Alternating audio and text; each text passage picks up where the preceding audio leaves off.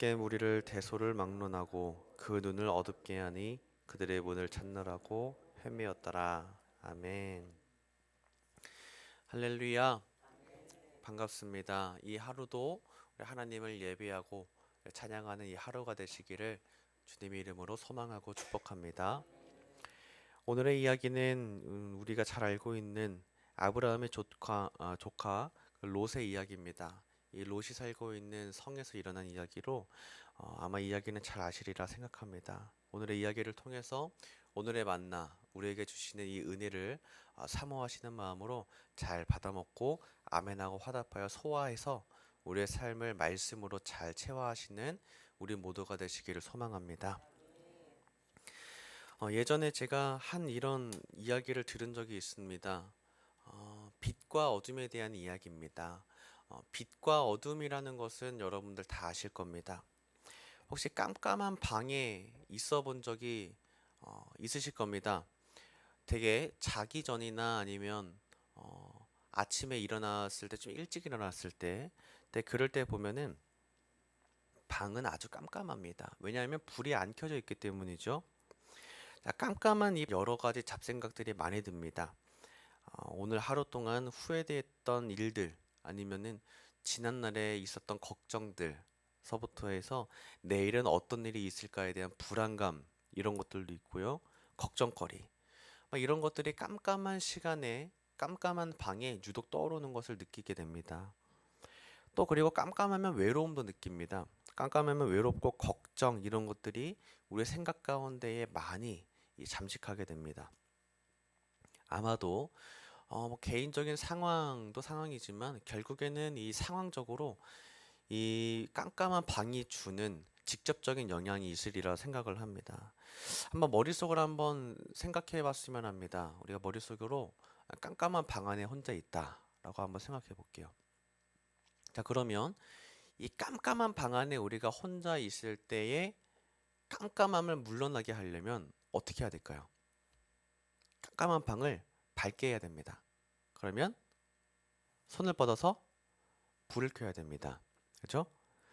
아주 간단합니다. 깜깜한 방을 밝게 만들려면 불을 켜면 됩니다.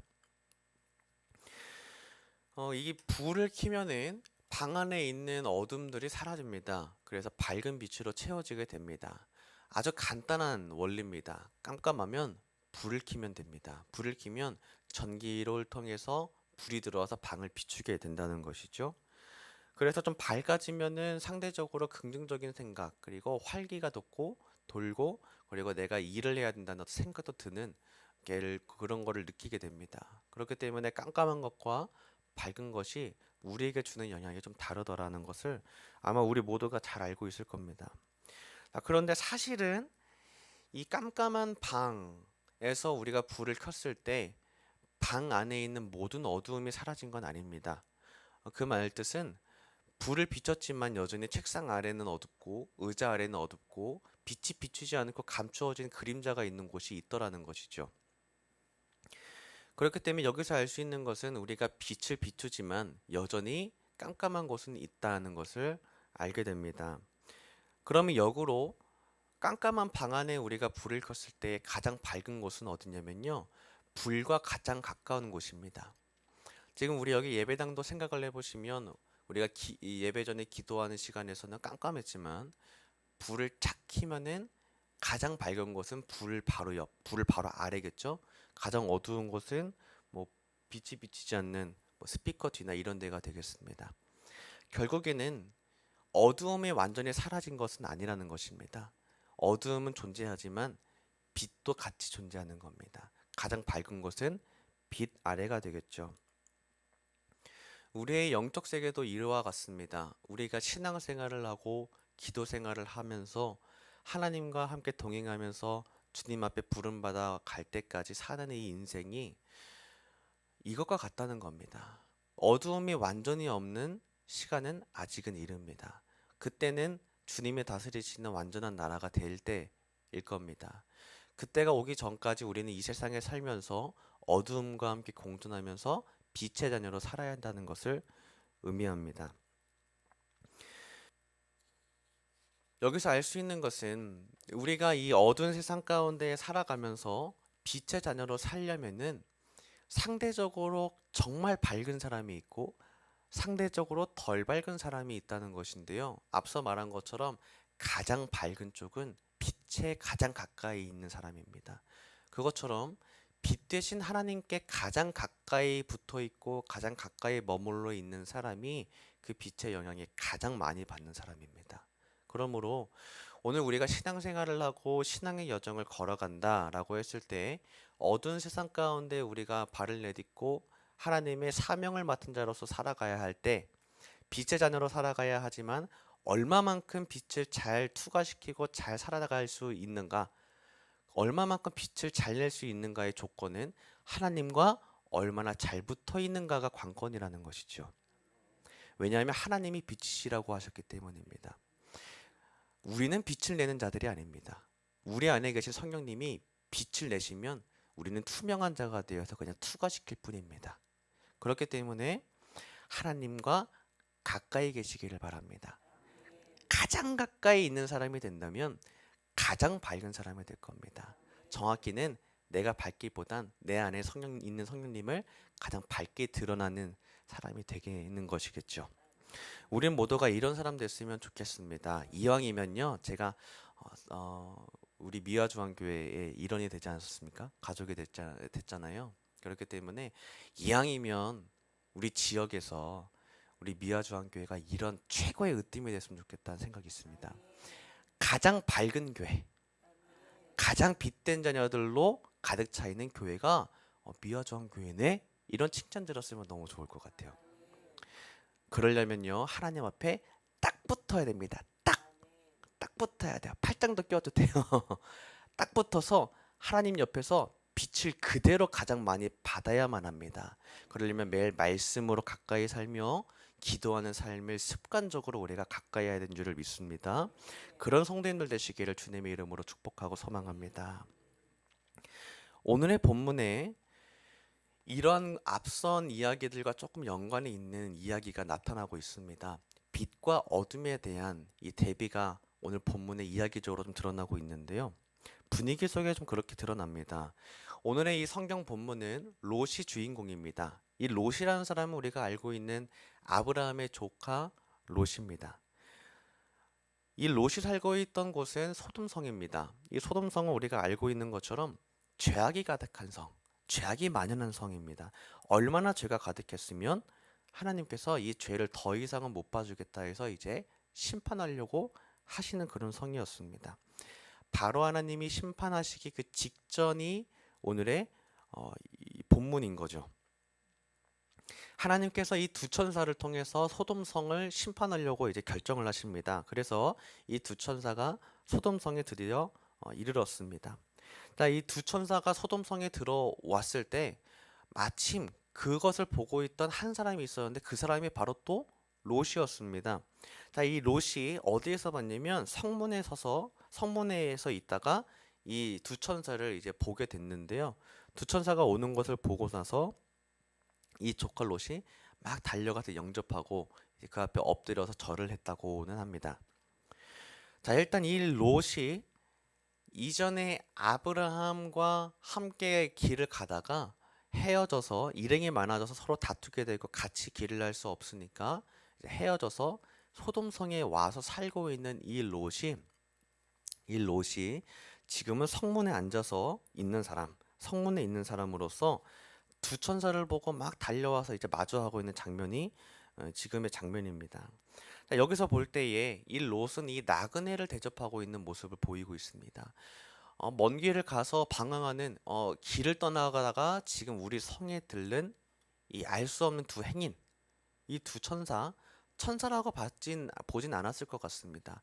왜냐하면 다른 사람들도 사람들이라고 말을 하니까 아마 롯도 이 두 사람을 보고서 막 달려오는 게 나그네를 대접할 줄 아는 사람인 거죠. 그러니까 이 롯도 보면은 어느 정도 도덕적인 사람이라고 좀 생각해 볼 수 있습니다. 도덕적이고 조금 의로운 모습도 엿볼 수 있습니다. 나그네를 대할 줄 안다는 건요, 이 사람의 배려심이 있고 꽤 생각이 깊고 나름의 선한 모습이 있다는 것을 의미합니다. 제가 예전에 이거를 좀 공부해 본 적이 있습니다. 뭐냐면 광야에 있는 사람들 중에 베두인이라고 하는 사람들이 있다고 합니다. 이 베두인을 저도 잘 알진 못하지만 책을 통해서 몇몇 가지 좀 배운 것들이 있었는데요. 이 베두인들의 특징이 뭐냐면 광야에 있는 사람들, 유목민들, 베두인들은 나그네를 대하는 그 풍습이 있다고 합니다. 왜냐하면은 그들이 어디 가서 본인들이 나그네가 될 수도 있기 때문에 누가 우리 집에 들어오더라도 그 사람 그 나그네를 우리가 대접할 수 있어야 된다는 풍습이 있다는 글을 제가 본 적이 있는 것 같습니다. 아마 이 롯도 원래는 아브라함과 같이 광야를 다녔던 사람이었고, 그리고 아마 이 조상서부터 이 유목민으로서의 이런 생활적인 풍습이나 습관들이 아마 그들 속에도 있지 않았을까. 이 롯도 아마 그러지 않았을까 생각 좀 해보게 됩니다. 그래서 이 어쨌든 롯도 나그네를 대접하는 모습이 여전히 남아 있습니다. 참 선한 모습이고 대접하고 챙겨주는 모습은 정말 좋은 모습이죠. 자, 그런데 제가 말했던 것처럼 그런답니다. 롯은 도덕적이고 또 선한 모습을 지금 보이고 있지만 사실은 완전히 의롭지는 않았을지도 모릅니다. 왜냐하면 롯의 지위, 그 사회적인 지위와 그리고 그가 소돔성에 여전히 살고 있었다는 점을 감안해서 볼 때 사실은 완전히 도덕적인 사람은 아닐 수도 있다는 것을 말하고 있는 겁니다. 왜냐하면 자, 일단 롯은요 당시에 그 소돔성에서 꽤 지위가 높은 사람이었을 것으로 추측합니다. 왜냐하면 성문에 앉아 있었을 때에 이 두 천사를 보고 달려 나와서 엎드려 절했는데 롯이 있던 이 성문이라는 곳에 대한 특징이 있기 때문입니다. 자, 이 성문은요, 당시의 고대 사회에서 재판 장소, 사업 거래소 또는 고지 장소 및 사교 생활의 주요 무대였다라고 합니다. 그래서 이 성문에는 언제나 사람들이 붐볐다고 합니다. 그곳에 롯이 앉아 있었다는 것은 아마도 이 롯이 좀 지도층 인사로서 많은 사람들에게 상당한 영향을 미치고 있었을 것이다라고 한 주석분이 이렇게 좀 설명을 하고 있더라고요. 그러니까 롯은 꽤 높은 지위자였을 것이다. 지위가 있는 사람이었을 것이다라고 추측하고도 있습니다. 그런 롯이 소돔성에서 떠나지 않고 잘 살고 있는 모습을 봤을 때 분명히 죄악이 가득한 성읍인 것을 알았음에도 거기서 떠나지 않고 살고 있었다는 것은 어쩌면 그들의 문화와 그들의 사회와 동화되어서 살고 있었지는 않았을까 생각해 볼 수 있었다는 겁니다. 어느 정도는 의롭고 선하지만 완전하지는 못했던 사람이 롯인 겁니다. 그런 롯의 신앙, 어느 정도는 했지만 하지만 끝까지는 가지 않았던 신앙이 롯, 바로 오늘의 본문의 롯입니다.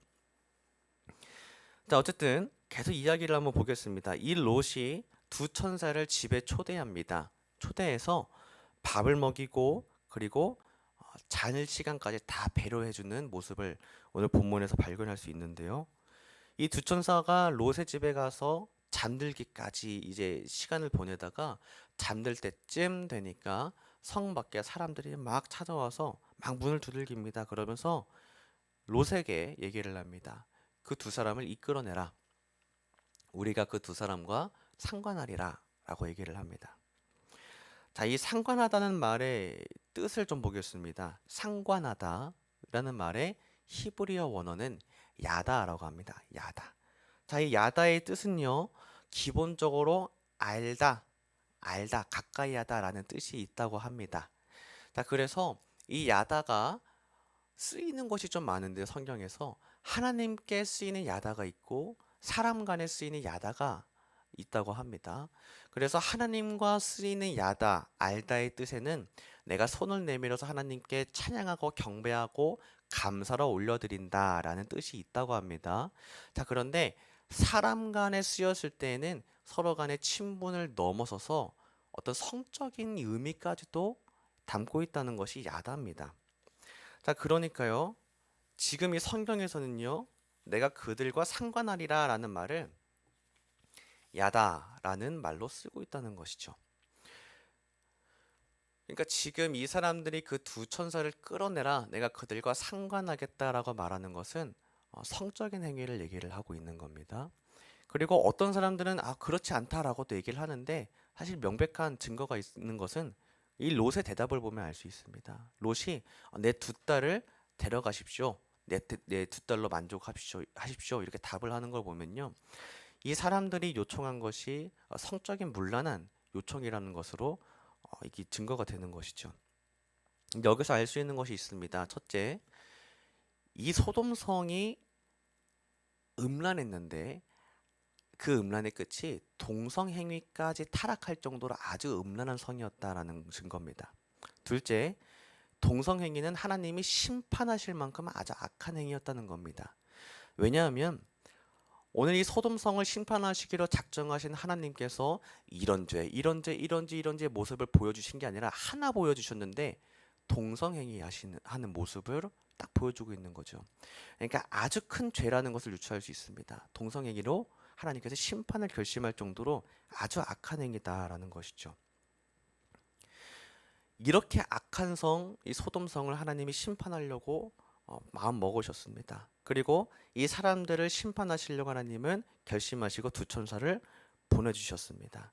동성애가 만연할 만큼 음란하고 아주 악한 성, 이 소돔성을 하나님께서 심판하실 때에는 가차없이 냉정하신 겁니다.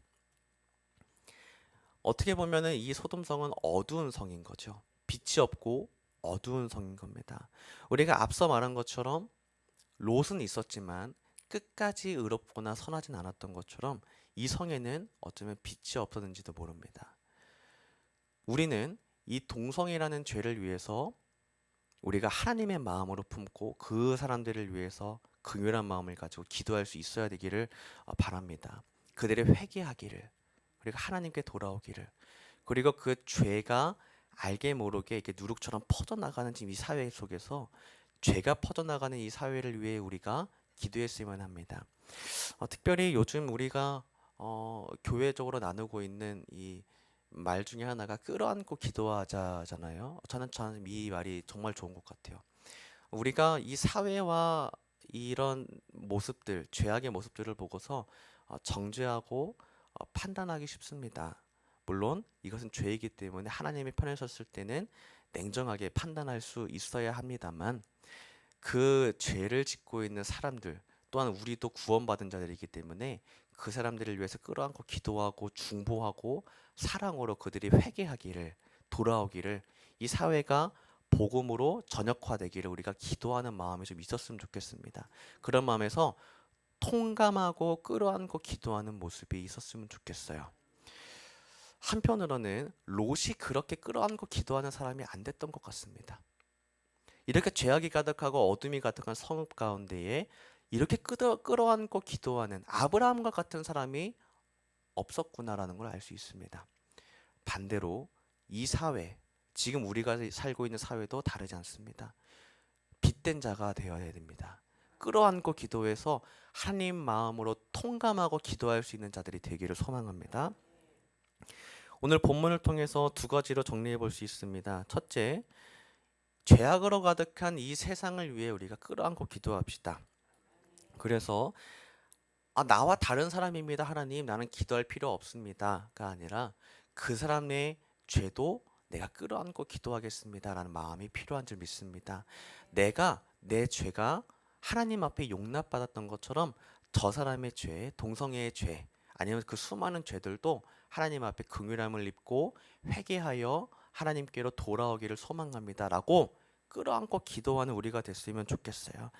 또한 이런 죄의 문제들 뿐만이 아니라 여러 가지입니다. 세상 아니면 우리의 이웃들, 아주 간단한 가장 가까운 우리 지평에 있는 이 죄악의 문제들까지도 하나하나 끌어안고 기도해서 나의 문제다, 나의 문제다 통감하며 기도하는 우리가 됐으면 좋겠습니다. 죄악으로 가득한 세상을 위해 기도하는 우리가 되기를 소망합니다. 둘째, 우리는 롯과 달라야 합니다.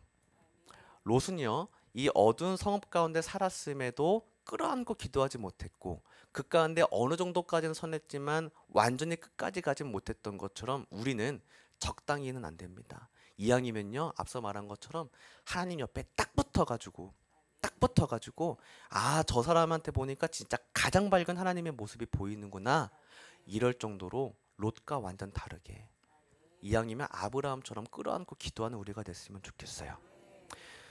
말씀을 정리해 봅니다. 우리가 앞서 나눈 것처럼 이 죄악의 세상을 위해서 우리가 통감함으로 끌어안고 기도합시다. 그리고 나는 끌어안고 기도하는 사람이 되어서 적당히 말고 끝까지 하나님의 마음으로 품고 끝까지 기도하는 사람이 되기를 소망합니다. 그러려면 빛을 간직해야 됩니다. 빛은 하나님이십니다. 하나님 옆에 딱 붙어가지고, 하나님 옆에 찰떡같이 딱 붙어가지고 하나님을 그대로 나타내는 가장 밝은 우리 미아주한교회 성도님들 되시기를 주님의 이름으로